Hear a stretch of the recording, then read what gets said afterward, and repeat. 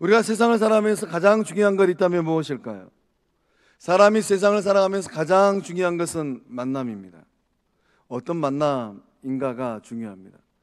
복된 만남을 이룰 것인가, 아니면 생각하면 골치가 아픈 만남을 이룰 것인가에 따라서 인생의 행복과 불행이 다 결정이 됩니다.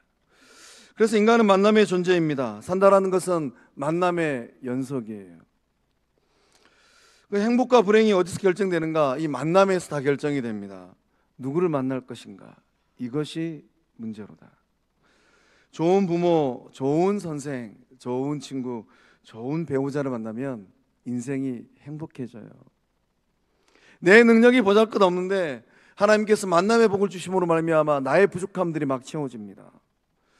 좋은 부모님 만나면은 삶의 인격이 달라져요. 또 좋은 선생님 만나면은 또 실력이 성장하지 않습니까? 좋은 친구 만나면은 참 내가 힘들고 어려울 때 나를 도와줘요. 정말로 하나님께서 짝지어 주신 좋은 배우자를 만나면 그 배우자가 나의 부족함들을 채워줍니다. 이런 만남은 얼마나 복됩니까? 그런데 돌려서 생각하면 복된 만남이 아닌 너무나도 골치 아프고 머리 무거운 만남들, 그런 만남이 내 삶의 자리에 있으면 인생이 고달파지고 불행해집니다. 우리 성도님들은 어떤 만남을 하고 계실까요? 정채봉 작가의 에세이 만남이라는 글을 보면 만남에 여러 가지 종류가 있다는 것을 알게 됩니다. 잘 들어보시고 내가 지금 어떤 만남을 이루고 있는가 살펴보시기 바랍니다. 생선 같은 만남이 있다고 합니다. 생선. 우리 중앙동 시장 가면은 생선 생물시장에서 많이 보지 않습니까? 시기하고 질투하고 싸우고 원한을 남기게 되는 만남이라고 합니다. 이런 만남은 오래 갈수록 더욱 부패한 냄새를 풍긴다고 해요. 만나면 만날수록 비린내가 진동을 합니다. 너무나도 힘들어요. 이런 만남은 어떻게 해야 될까요? 생선 버리듯 버려야 돼요. 맛이 간 생선을 끓여 안고 있다고 해서 그 생선이 맛 좋은 생선 절대 되는 거 아닙니다. 꽃송이 같은 만남이 있다고 합니다. 풀은 쉬 마르고 꽃은 오래 가지 못합니다.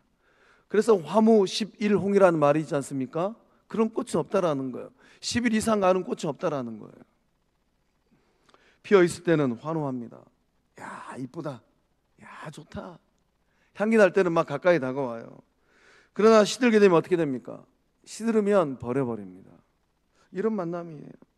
허무한 만남입니다. 이러한 만남도 빨리 정리하셔야 돼요.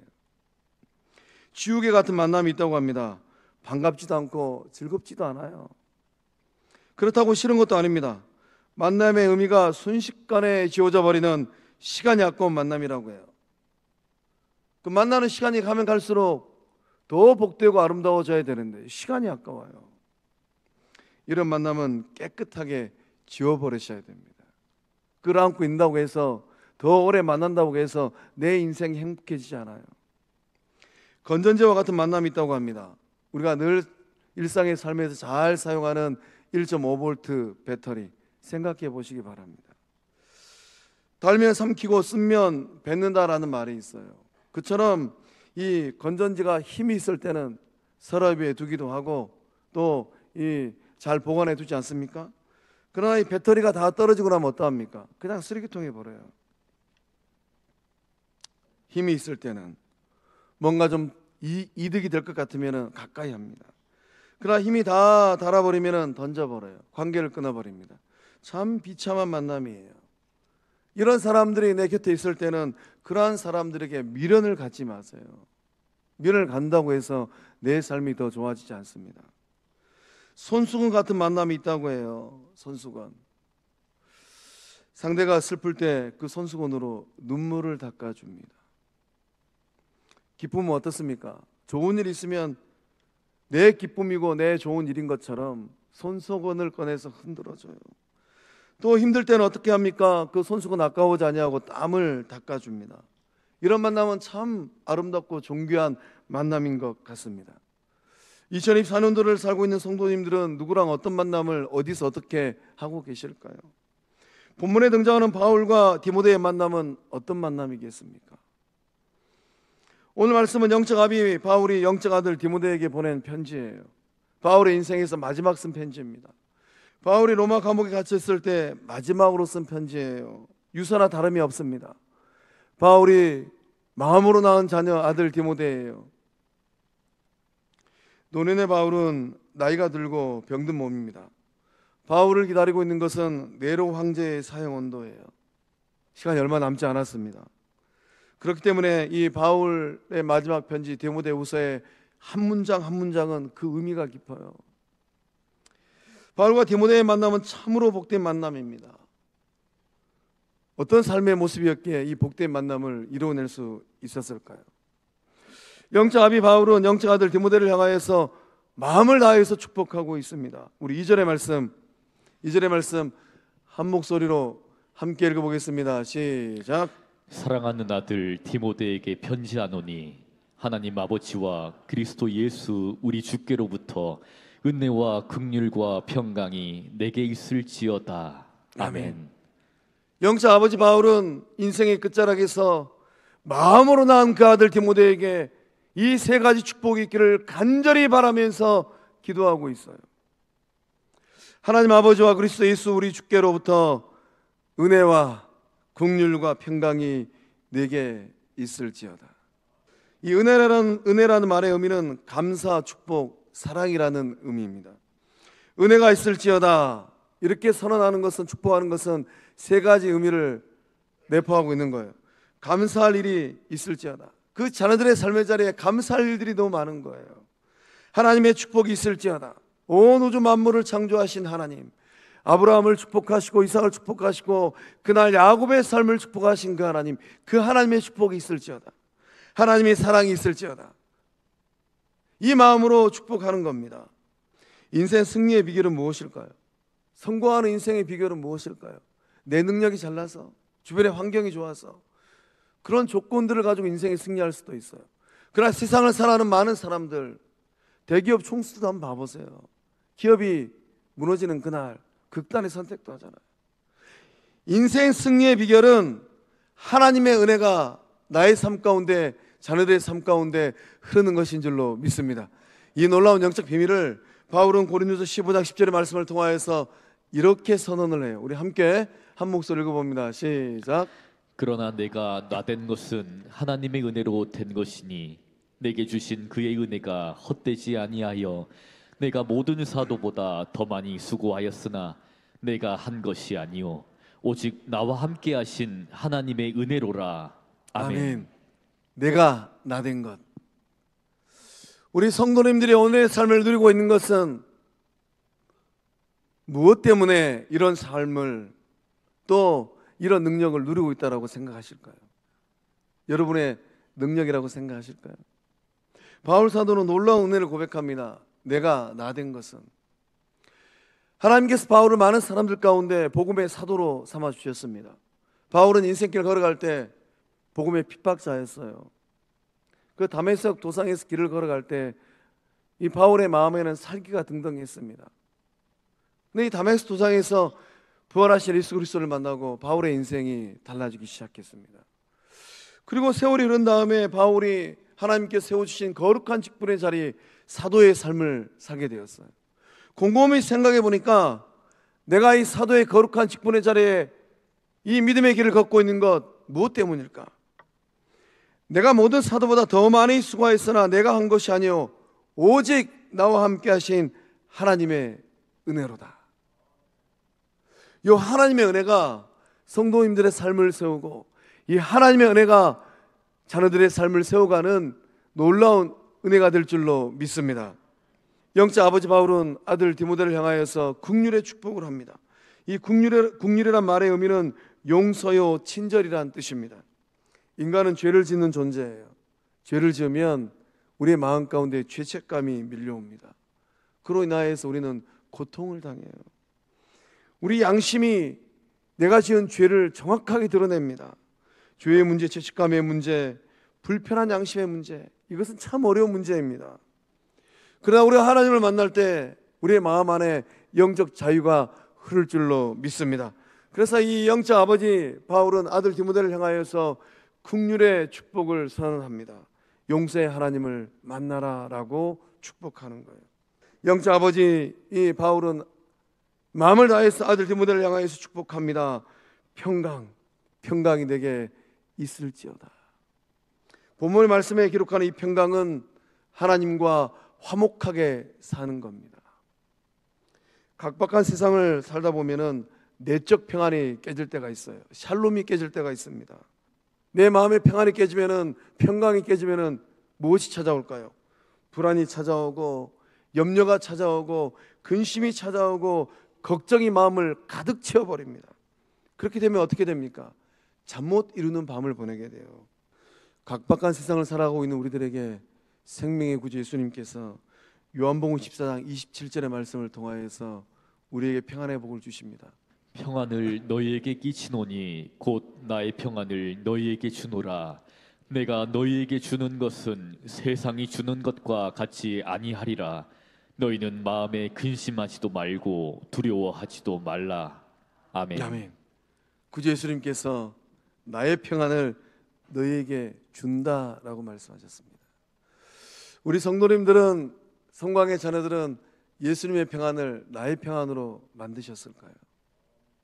우리 장로님만 아멘 하시고, 나머지 분들은 여전히 인생 살면서 머리가 무거워서 근심 보따리, 걱정 보따리, 두려움 보따리 이고 지고 살고 있습니다. 그러한 분들이 있다면 오늘 이 시간 믿음으로 결단함으로 말미암아 예수님이 주시는 평안을 나의 평안 만들어서 세상에서 승리하리라. 승리하는 주의 진백성들 다 되실 줄로 믿습니다. 나의 평안을 너에게 주노라 말씀하신 예수님 만나셔야 돼요. 우리가 예수님 만나지 않으면 우리의 마음의 평안이 깨집니다. 불안이 가득하게 되고 근심과 걱정이 가득하게 돼요. 그러나 나의 평안을 너에게 주노라 말씀하신 예수님 만날 때에 불안이 변화해서 평안될 줄로 믿습니다. 근심과 걱정이 변화해서 기대와 소망될 줄로 믿습니다. 영적 아버지 이 바울은 사랑하는 아들 디모데를 향하여서 격려합니다. 이 아들 디모데는 어떤 성격의 소유자였을까요? 성도님들의 자녀들은 어떤 성격을 소유하고 어떤 성품을 소유했을까요? 디모데는 소심하고 내성적인 스타일의 사람입니다. 자신의 장점보다는 단점에 더 많은 에너지를 쓰고 힘들어하는 유형의 스타일이에요. 디모데는 참 장점이 많아요. 그의 어머니, 그의 할머니는 정말로 믿음 좋은 하나님의 사람이었습니다. 그러나 디모데는 자신의 인생을 바라보면서 아버지는 헬라인, 어머니는 유대인입니다. 2000년 전 유대 사회는 혈통 중심의 사회였어요. 아브라함의 혈통이냐 아니냐, 야곱의 혈통이냐 아니냐, 이게 중요해요. 그러나 이 아버지가 이 헬라인인 디모데는 성장기 때 어디 가서 아버지 얘기를 못해요. 유대 사회에서 아버지 얘기를 못합니다. 그러나 아들 디모데는 유대 사회에서 아버지 얘기를 꺼낼 수가 없어요. 그러니 이 디모데는 그 마음이 소심해집니다. 디모데는 생각이 많고 고민거리가 많은 스타일이었어요. 문제가 생기면 소갈이하는 스타일. 혼자 힘들어하고 눈물을 많이 흘리는 성격이었습니다. 4절 말씀을 통해서는 디모데의 성격을 유추할 수 있습니다.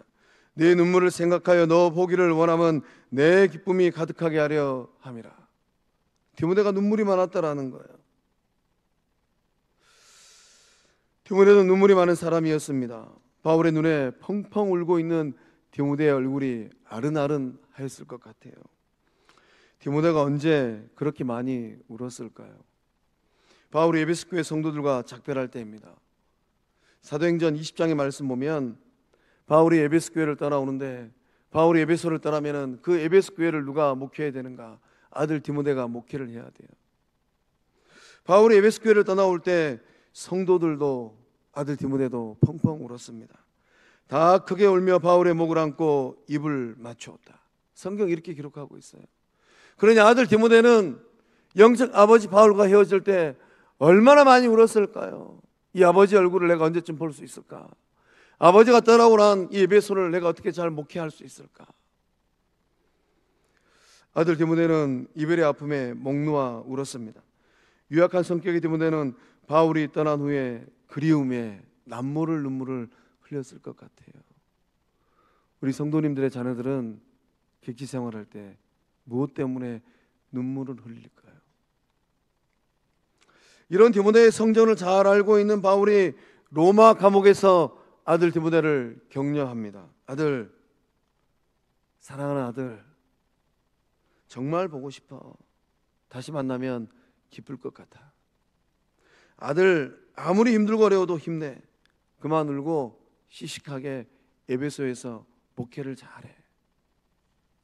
영적 아비 바울의 이 눈물, 바울의 이 기도, 바울의 사랑, 바울의 이 격려를 통하여서 눈물 많은 영적 아들 디모데는 힘을 얻었을 것 같아요. 우리 성도님들은 어떻게 격려하고 있을까요? 격려의 말 한마디가 사람의 마음을 일으켜 세우는 하나님의 능력 될 줄로 믿습니다. 바울은 데살로니가전서 5장 14절의 말씀을 통하여서 우리가 꼭 기억해야 될 말씀을 기록하였습니다. 함께 읽어보겠습니다. 또 형제들아 너희를 권면하노니 게으른 자들을 권계하며 마음이 약한 자들을 격려하고 힘이 없는 자들을 붙들어주며 모든 사람에게 오래 참으라. 아멘. 데살로니가 교회 성도들 가운데 게으른 사람도 있었던 것 같고 마음이 약한 사람들도 있었던 것 같고 힘이 없는 사람들도 있었던 것 같습니다. 우리는 그들을 대면할 때 어떻게 해야 될까요? 조금 부지런하면 하나님은 성실한 손, 부지런한 손에 물질을 주신다라고 성경에 기록되어 있는데 조금만 더 부지런하면 그 물질의 복을 받고 누릴 것 같은데 게을러요. 게을러도 그렇게 게으를 수가 없어요. 게으른 자들을 권계하며 또 마음이 약합니다.